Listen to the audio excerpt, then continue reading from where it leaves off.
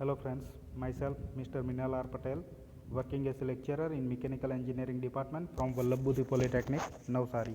Today I will discuss about the topic types of bonds for the subject Material Science and Metallurgy, subject code 3321902. અહીંયા આગળ આપણે બંધના પ્રકારો જોવાના છીએ જે અણુઓ અને પરમાણુઓ વચ્ચે બને છે. તો સૌપ્રથમ બંધના પ્રકારોને આપણે બે ગ્રુપમાં ડિવાઈડ કરીશું, પ્રાઇમરી બોન્ડ અને સેકન્ડરી બોન્ડ, એટલે કે મુખ્ય બંધ અને ગૌણ બંધ. તો મુખ્ય બંધ કોને કહીશું? તો અણુઓ વચ્ચે જ્યારે કોઈ બોન્ડ બનશે ત્યારે એ પ્રકારના બોન્ડને પ્રાથમિક બંધ તરીકે ઓળખવામાં આવે છે. અને એ પ્રકારના બોન્ડમાં અણુઓ ઇલેક્ટ્રોસ્ટેટિક ફોર્સથી પરસ્પર જોડાયેલા રહે છે, એટલે કે વધારે ફોર્સથી જોડાયેલા રહે છે. જ્યારે પરમાણુઓ વચ્ચે કોઈ બોન્ડ બને તો એ પ્રકારના બંધને આપણે ગૌણ બંધ તરીકે ઓળખીશું. અને એ પ્રકારના બંધમાં પરમાણુઓ ઓછા ફોર્સથી જોડાયેલા હોય છે. એટલે મેન બોન્ડ વધારે મજબૂત અને સ્થાયી હોય છે, જ્યારે ગૌણ બંધ નબળો અને ઓછો સ્થાયી હોય છે એમ આપણે કહી શકીએ. બરાબર. એટલે યાદ રાખવામાં ફક્ત એટલું કે અણુ વચ્ચે બોન્ડ બને તો પ્રાથમિક બંધ અને પરમાણુ વચ્ચે બોન્ડ બને તો એ ગૌણ બંધ કહેવાય. અણુઓ વચ્ચેનો બોન્ડ વધારે મજબૂત હોય, જ્યારે પરમાણુઓ વચ્ચેનો બોન્ડ ઓછો મજબૂત હોય અને ઓછો સ્થાયી હોય. હવે મેન બોન્ડ વિશે આપણે ડિટેલમાં જોઈએ તો આના પછીની ફિગરમાં આપણે મેન બોન્ડ અને સેકન્ડરી બોન્ડ દર્શાવેલા છે. હવે મેન બોન્ડમાં આપણે જોઈએ તો એની અંદર ઇલેક્ટ્રોન જે રીતે ગોઠવાઈને બંધ બનાવે તે પ્રમાણે મેન બોન્ડનું ક્લાસિફિકેશન કરવામાં આવે છે. તો મેન બોન્ડના પ્રકારમાં એને 3 પ્રકારમાં ડિવાઈડ કરવામાં આવે છે: આયનિક અથવા ઇલેક્ટ્રોવેલેન્ટ બોન્ડ, કોવેલેન્ટ બોન્ડ અને મેટાલિક બોન્ડ. અહીંયા આગળ ફિગર દર્શાવેલી છે પ્રાથમિક બંધના પ્રકારો. અને છેલ્લું આપણું જે બતાવેલું છે ચોથા નંબરની ફિગર એ ગૌણ બંધ દર્શાવેલો છે. બરાબર. જે રીતે આપણે જોઈ ગયા પ્રાથમિક બંધના 3 પ્રકાર છે: ઇલેક્ટ્રોવેલેન્ટ બોન્ડ, કોવેલેન્ટ બોન્ડ અને મેટાલિક બોન્ડ અહીંયા આગળ દર્શાવેલું છે. આ જે પ્રકાર છે ચોથો પ્રકાર તે ગૌણ બંધનો પ્રકાર છે. હવે જોઈએ આપણે ગૌણ બંધ વિશે. તો એ બોન્ડની અંદર જનરલી ઇલેક્ટ્રોન ટ્રાન્સફર થઈને ગોઠવાતા નથી, પણ ડાયપોલ એક્શનને કારણે ગૌણ બંધ બનતો હોય છે.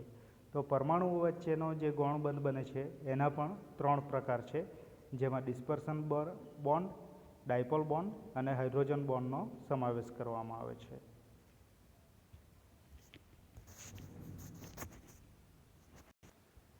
ઇલેક્ટ્રોવેલેન્ટ, કોવેલેન્ટ, કોઓર્ડિનેટ, હાઇડ્રોજન અને ધાત્વિક બંધોની રચના અને લાક્ષણિકતાઓ વિશે આપણે જોઈએ. તો અહીંયા આગળ આયનિક કે ઇલેક્ટ્રોવેલેન્ટ બોન્ડ દર્શાવેલો છે, જેમાં NaClનું ઉદાહરણ દર્શાવેલું છે, સોડિયમ ક્લોરાઇડ. એમાં સોડિયમ અને ક્લોરાઇડના 2 અણુઓ અલગ અલગ દર્શાવેલા છે.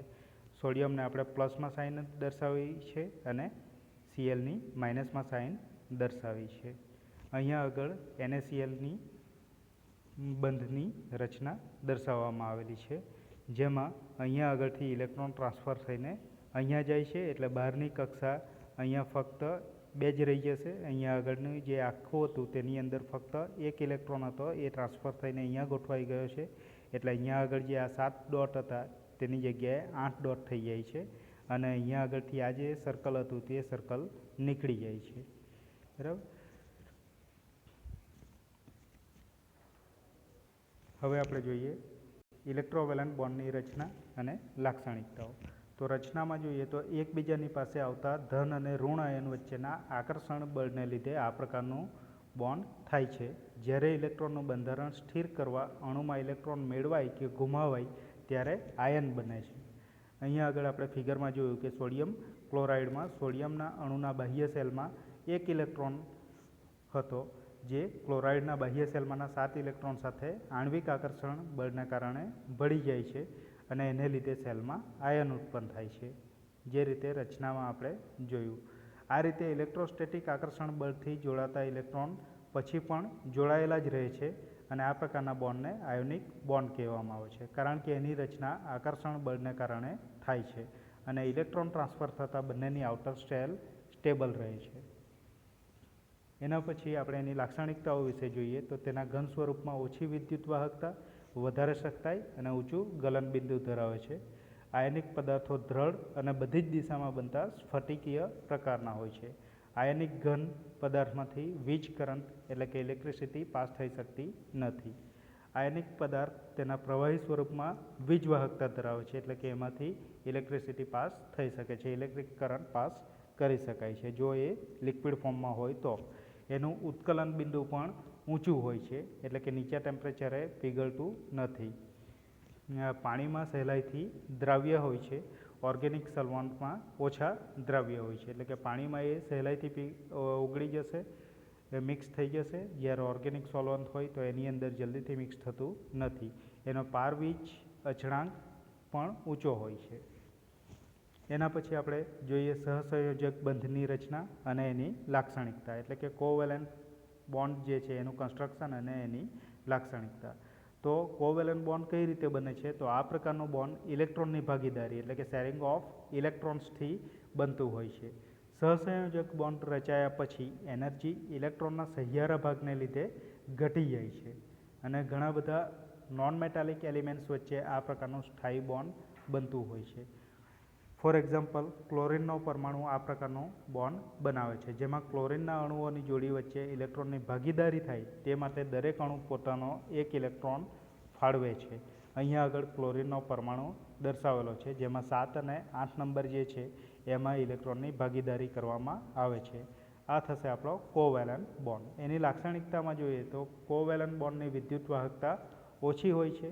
કોવેલેન્ટ બોન્ડ એક જ દિશામાં રચાતો હોય છે. કોવેલેન્ટ બોન્ડના સ્ફટિક વધારે મજબૂત અને સ્થાયી હોય છે. એનું ગલનબિંદુ પણ ઊંચું હોય છે. કોવેલેન્ટ બોન્ડ પાણીમાં અદ્રાવ્ય હોય છે. પહેલામાં દ્રાવ્ય આવતું હતું, આની અંદર કોવેલેન્ટ બોન્ડ અદ્રાવ્ય હોય છે, જ્યારે એ બેઝિક અને ટોલ્યુએન જેવા ઓર્ગેનિક દ્રાવણમાં દ્રાવ્ય હોય છે, એટલે કે સહેલાઈથી મિક્સ થઈ જતો હોય છે. હવે જોઈએ આપણે કોઓર્ડિનેટ બોન્ડ. તો એની રચના અને લાક્ષણિકતાઓ. તો અહીંયા આગળ એક ફિગર દર્શાવેલી છે, જેમાં સમાન ગુણધર્મ ધરાવતા પદાર્થનું જૂથ પોતાના પડી રહેલા એક ઇલેક્ટ્રોનની પેર ધાત્વિક આયનને આપે ત્યારે કોઓર્ડિનેટ બોન્ડ રચાય છે. એના ગુણધર્મમાં જોઈએ તો આ પ્રકારના બોન્ડમાં ધાતુનો અણુ પોતાના વેલેન્સ ઇલેક્ટ્રોનને એટલે કે પડી રહેલા ઇલેક્ટ્રોનને બોન્ડ બનાવવામાં ઉપયોગમાં લેતા નથી. આ પ્રકારનું બોન્ડ નબળું હોય છે.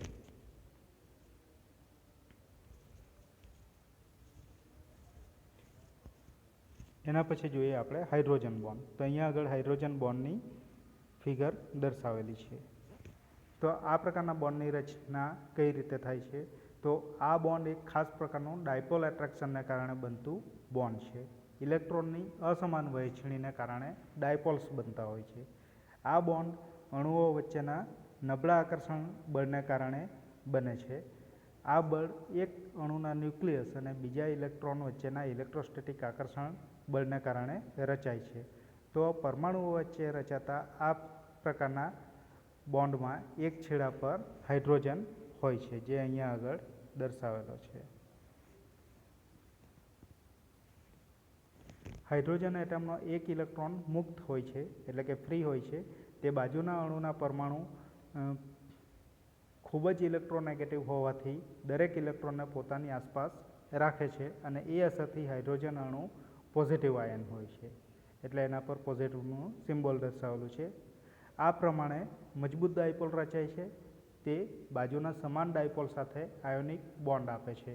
ફોર એક્ઝામ્પલ H2O, એટલે આપણે જે ફિગર જોઈ તે હતી આપણી પાણીની, એટલે કે H2Oની. હવે જોઈએ મેટાલિક બોન્ડ. તો ધાતુના અણુમાં સૌથી બહારના એનર્જી લેવલના જે વેલેન્સ ઇલેક્ટ્રોન હોય એ ન્યુક્લિયસ દ્વારા શિથિલતાથી જોડાયેલા હોય છે, એટલે કે એકદમ લૂઝ કોન્ટેક્ટથી જોડાયેલા હોય છે. એને સહેલાઈથી મુક્ત કરી શકાતા હોય છે, એટલે ધન આયન બની શકે છે. આ ધન આયન થોડા મુક્ત ઇલેક્ટ્રોન્સ મળીને જે ઇલેક્ટ્રોન ક્લાઉડ કે ઇલેક્ટ્રોન ગેસ તૈયાર કરે છે એનું સ્ટ્રક્ચર રચાય છે. અને આ ઇલેક્ટ્રોન ક્લાઉડ અને ધન આયન વચ્ચેનું ઇલેક્ટ્રોસ્ટેટિક ફોર્સને કારણે જે બોન્ડ બને છે તે બોન્ડને મેટાલિક બોન્ડ તરીકે ઓળખવામાં આવે છે. અહીંયા આગળ મેટાલિક બોન્ડની ફિગર દર્શાવેલી છે, જેમાં આ પોઝિટિવ આયન છે અને આ જે છે તે નેગેટિવ ઇલેક્ટ્રોન ક્લાઉડ દર્શાવેલું છે. એ બંને કોમ્બાઈન થઈને મેટાલિક બોન્ડની રચના તૈયાર કરે છે. મેટાલિક બોન્ડની ધન ધાતુઓમાં ધાતુના આયન ઇલેક્ટ્રોન્સ વચ્ચેના ઇન્ટરેક્શનથી જોડાયેલા હોય છે. ચોક્કસ એનર્જી લેવલમાં વેલેન્સ ઇલેક્ટ્રોન ગોઠવાતા હોય છે અને ધાતુના સ્ફટિક બંધારણ એટલે કે ક્રિસ્ટલ સ્ટ્રક્ચરમાં ફ્રીલી ગતિ કરતા હોય છે. આ ફ્રી ઇલેક્ટ્રોન્સને લીધે ધાતુની વિદ્યુત વાહકતા વધારે હોય છે. એના ગુણધર્મમાં જોઈએ તો મેટાલિક બોન્ડના ઘન પદાર્થોની વીજ વાહકતા અને ઉષ્મા વાહકતા વધારે હોય છે. એ ઇલેક્ટ્રિક કરંટ ઝડપથી પસાર કરી શકે છે અને હીટને ટ્રાન્સફર પણ સારી રીતે કરી શકે છે. મેટાલિક ઘન પદાર્થો અપારદર્શક અને ચળકાટવાળા હોય છે. મેટાલિક ઘન પદાર્થો તન્યતાની લાક્ષણિકતા ધરાવે છે, એટલે કે એની ડક્ટિલિટી સારી હોય છે. તેનું ગલનબિંદુ જનરલી ઊંચું હોય છે અને તે બોન્ડ રચતા ઇલેક્ટ્રોનની સંખ્યા પર ડિપેન્ડેબલ ગલનબિંદુવાળા હોય છે. Thank you.